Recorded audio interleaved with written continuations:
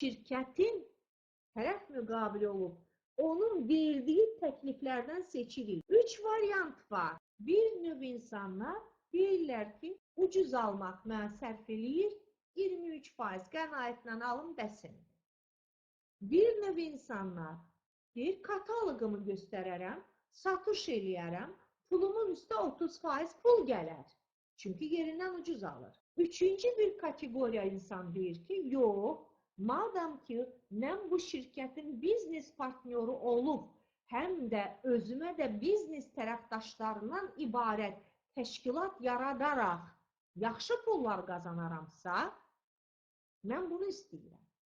Biz isə üçüncünü seçənləri daha çox istəyirik.